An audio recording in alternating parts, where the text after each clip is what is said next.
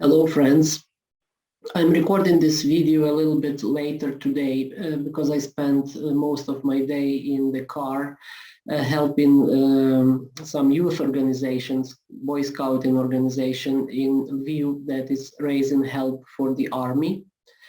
And they just need, my son and my daughters are involved, and they needed someone with a car, a driver to drive them around to pick various goods for the army and to bring them to certain headquarters from where they are shipped to the front lines.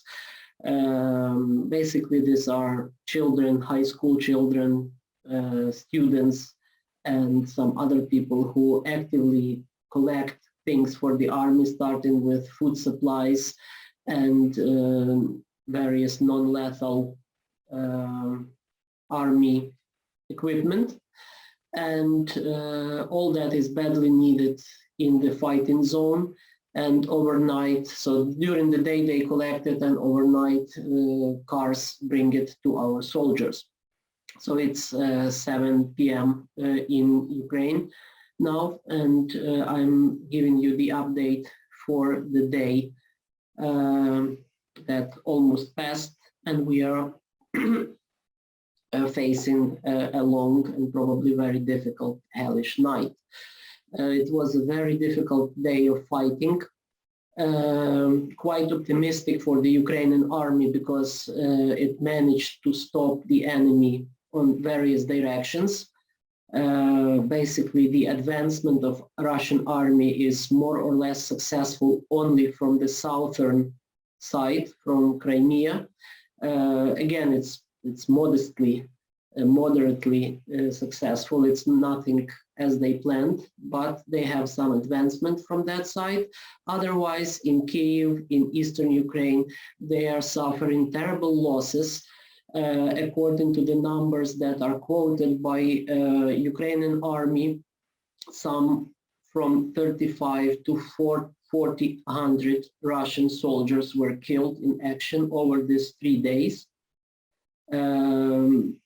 More than a dozen of military jets, military planes were brought down, dozens of tanks, over 100 of armed vehicles, and many Russians, over 200 at least, were taken captives.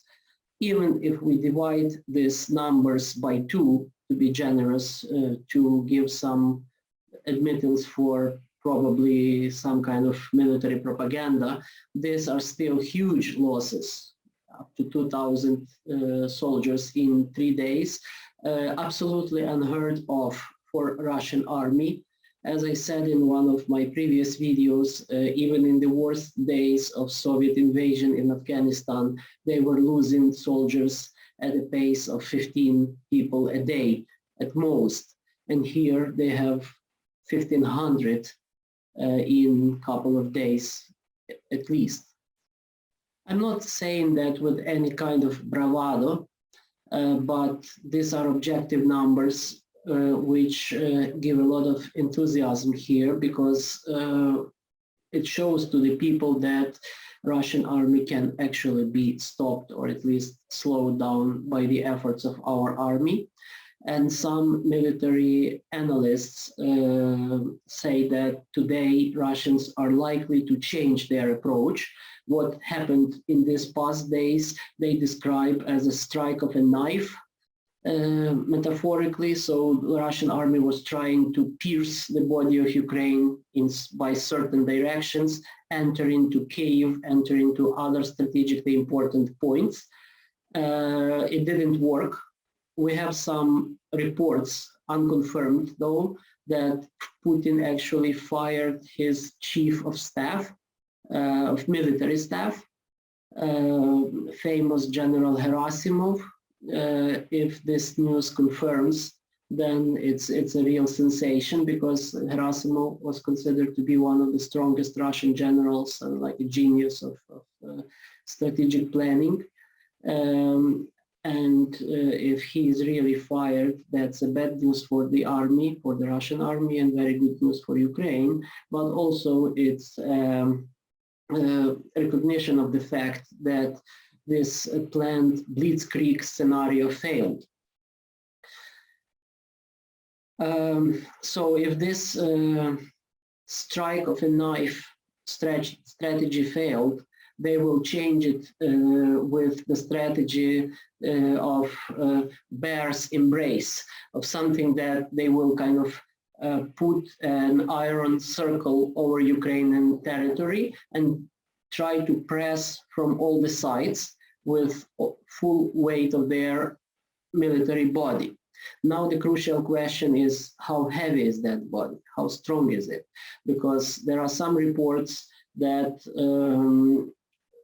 absolute majority of Russian troops have already been employed in this operation, and they did not succeed. That means that Putin still has some reserves, but they are not endless.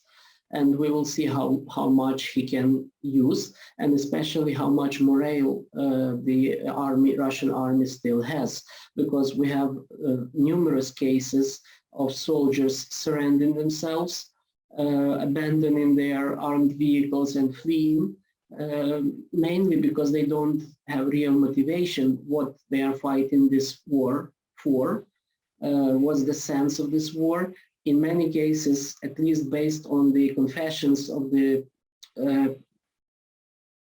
soldiers that were captured, they have had no idea where they are going. They were kind of given orders to just go march into Ukraine, and they were pumped with propaganda that Ukrainians will greet them with flowers, and all of a sudden they greet them with javelins and fingers and all kinds of resistance, and they were not psychologically ready for that.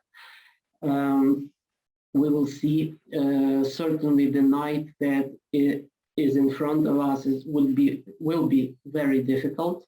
Putin has already promised to apply full force, absolute full force of Russian army to Ukrainian soldiers. He is really irritated and angered by the situation, and in the next 12-24 hours he will try to break the situation to his advantage. I'm a theologian, as some of you know, and for those of you who are Christians and believers, I will say that in these days we are really praying, and we feel the prayer of all of you, prayerful support, for which we are very grateful.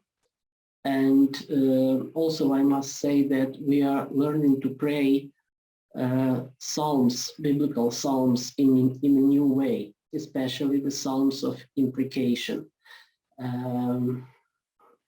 We understand we should not hate the enemy, we should not curse the enemy, but also we understand there is some spirit of truth in Christianity, in the scripture, that demands us to be honest with ourselves and demands us to defend truth. And this persuasion, this conviction that we are defending truth and defending dignity is all pervasive in Ukrainian society. There are all these students, all these school children that are helping army, helping the front, that show great spirit of solidarity to the refugees, internally displaced people who flow into Western Ukraine and then in Poland in tens of thousands and probably in hundreds of thousands by now. This is a very great feeling. Just to add some faces, to some concrete faces to what I'm saying, I'm going to show you 3 pictures. First is the picture which you might have already seen from the Western media, is the picture of children in the metro, in the underground, children hiding from Russian bombings and shellings. This picture is really breaking my heart because we are blessed with here in Lviv, in Western Ukraine, at least with comfortable conditions to hide from Russian bombings if they happen. We have the sirens sounding often, probably 5 to 10 times a day, and we are obliged to go into shelters, but these shelters are rather big, nice, comfortable in huge cities in the east of Ukraine, in Kharkiv, which is like 2 million people city, Kyiv, which is over 3 million. People do not always have this luxury, and bombings are much more intense there. So they have to hide in really cold underground and stay there for hours and hours, not just for half an hour as here, but for long hours, sometimes whole nights. And this is really heartbreaking. There were some reports, veritable confirmed reports of women delivering babies there. Actually, there are like 3 or 4 babies born in that conditions by now. The second picture is the picture of a soldier who just sacrificed his life yesterday. He was in the engineering troops, and as Russian troops advance, our army blows up bridges to slow down their advancement. And this guy who was putting the explosives under the bridge, he didn't have time to go on sufficient distance. So, but he needed to blow the bridge, so he blew it up with himself. And the third picture that is behind my back here, as you can see, sorry. This is the symbolic picture of a military sign with Ukrainian flag, but if you see it stained with blood. And when the Ukrainian blue and yellow flag is stained with blood, it turns into red and black. And red and black, it just happens so. It's a historical flag of Ukrainian national resistance during the World War II. So there is this symbolism of very peaceful, very optimistic national flag, which symbolizes yellow grain field and blue sky, and then military flag that symbolizes land and blood shed for the defense of the land. And this sign, I think, prevails my day to day, not only mine, but our nation's day to day. And I'm afraid it will prevail our next days.